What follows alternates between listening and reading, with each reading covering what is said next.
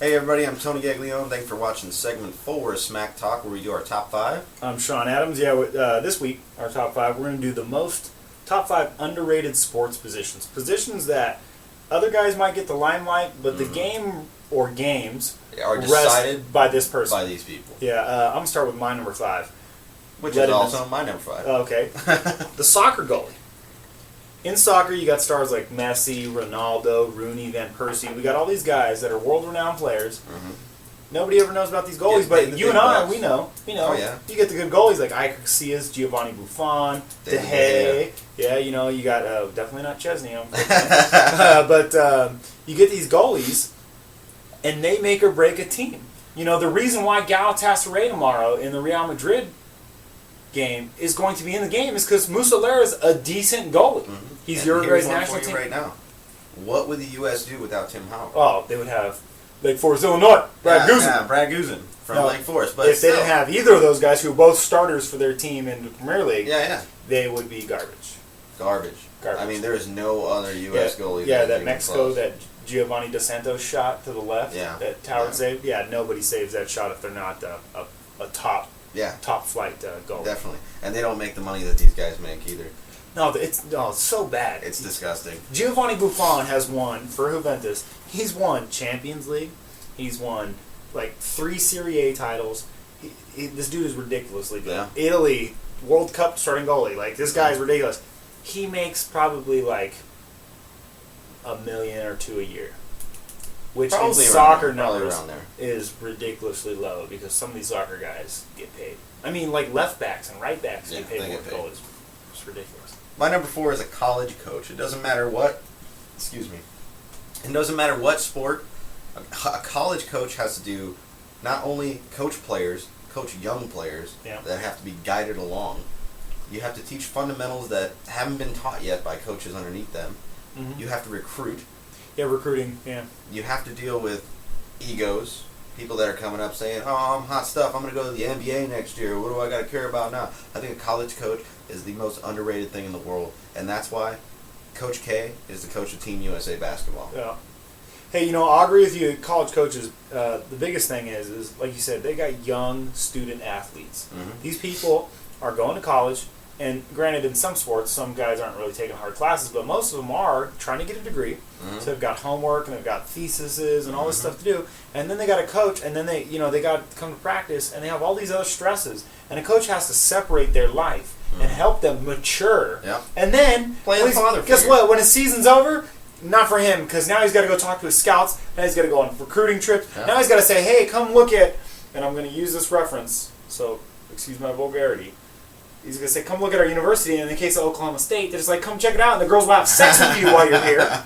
If anyone doesn't know, Oklahoma State's recruiting, they're under investigation. Oh apparently they're, I don't know what you call that, but they're supposed to show the kids around. Yeah, they're showing them around. Yeah, they're showing them around the bedroom. They're like, look at my Oklahoma State blanket, boinky, boinky, boinky. Oklahoma State brothels. That's what their new name is. So it's pretty bad. Yeah, but no, Shawn is correct. It's going to be it's extremely difficult to be a college coach. I'm going to skip my number 4 because it's Tony's number 1, and I'll get into why it's my number 4 when Tony talks about his number 1.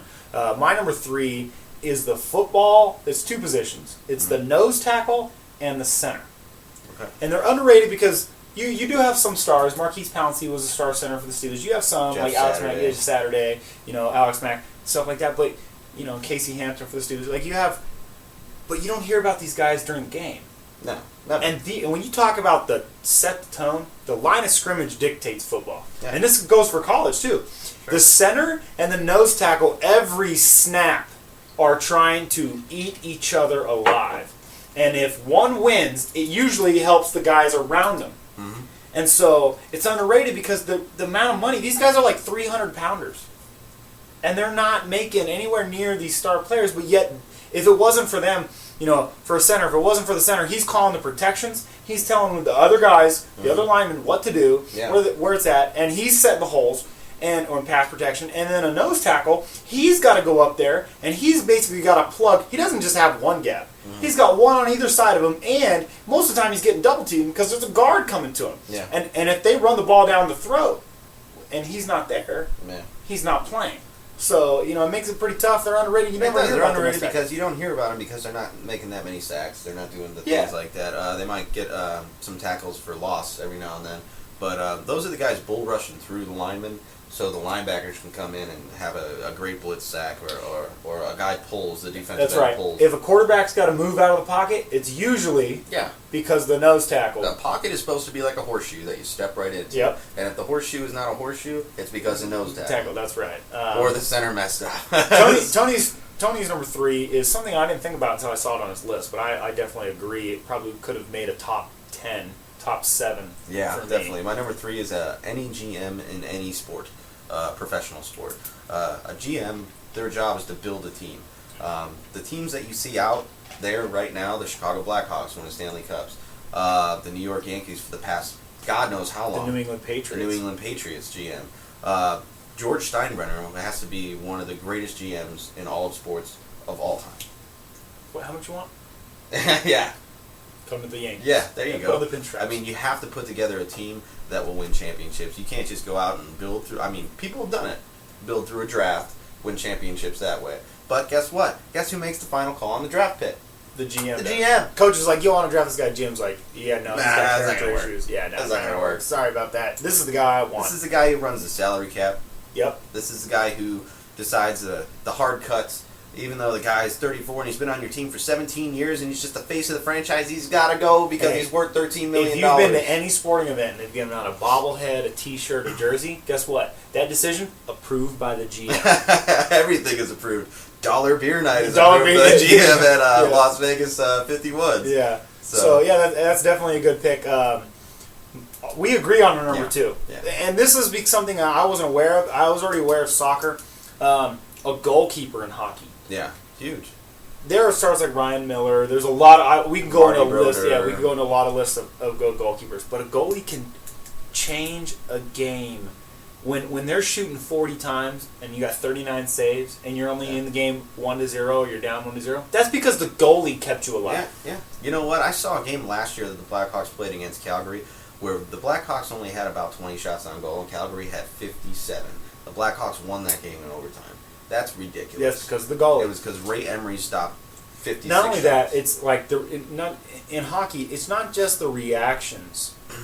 The speed at which the puck is approaching these guys. If you think you're going down the highway at 60 and something jumps in front of your car and you think you got good reactions because you're like, I didn't get in an accident? Yeah. That's what it's like every game for a hockey goalie because the puck is literally flying and they got to react. They got to know if they got a stick save. They got to go down low. Oh, man, it's Not ridiculous. only that, they have to watch out for guys in front of them because a defenseman, excuse me, a big guy, a forward. Yeah. Their main job is to get in front of the goalie. Yeah, it's to block them off and then move out of the way at the last second. And so you got to look around people while catching the shot at 90 miles an hour and paying attention to somebody's stick that jumps in front of it to deflect it down. Or not only that, if it's Chara, it's a 106 to 107 mile an hour slap shot. That'll take your glove right off your hand. That'll break every finger. And not only that, if you watch a hockey game, there's times where like the stick gets knocked out of their hand. Mm-hmm.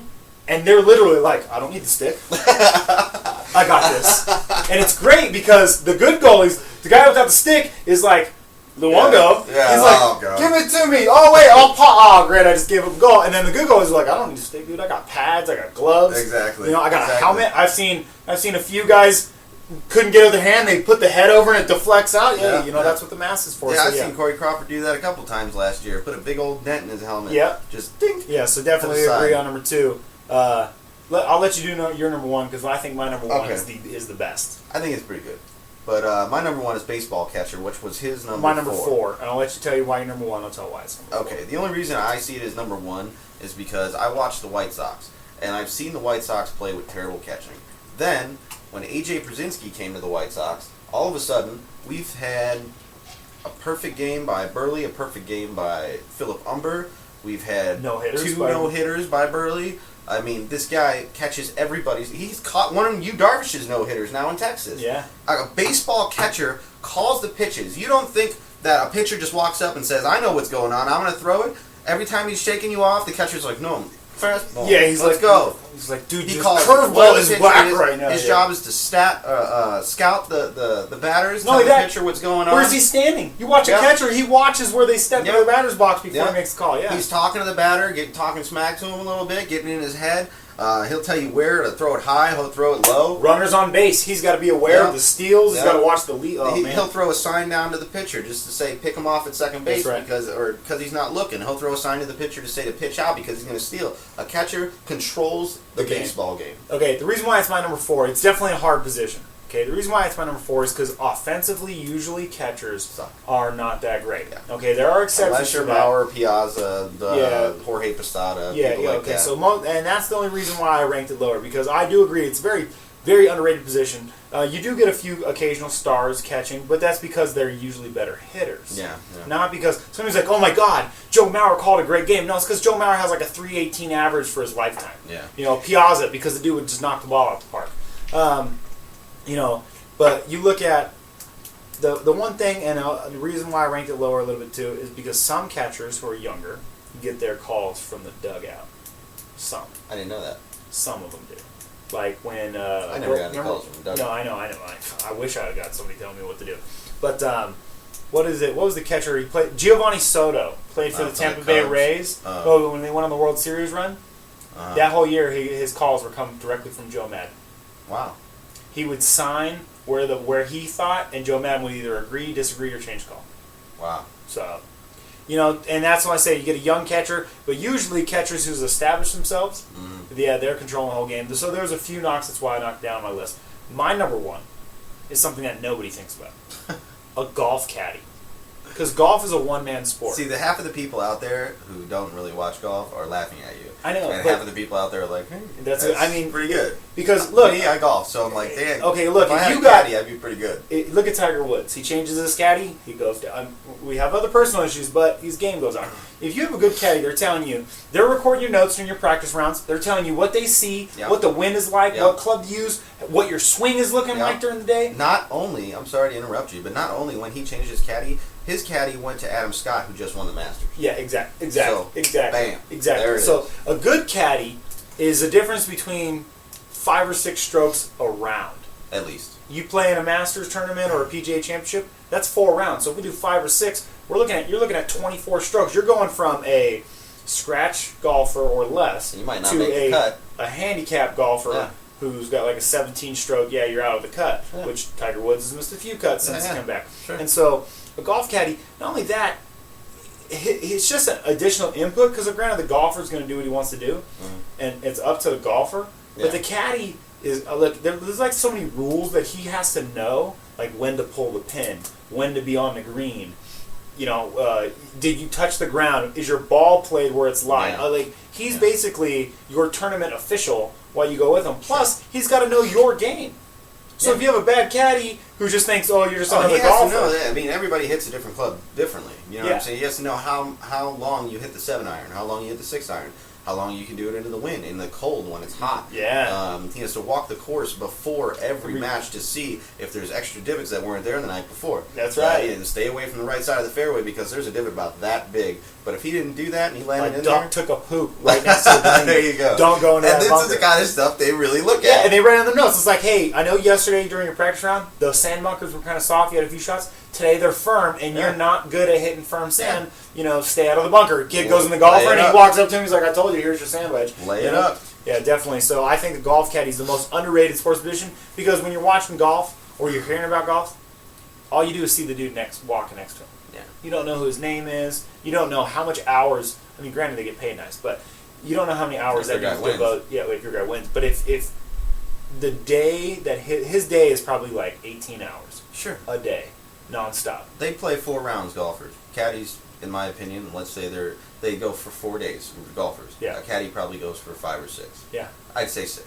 2 days ahead of time. Yeah.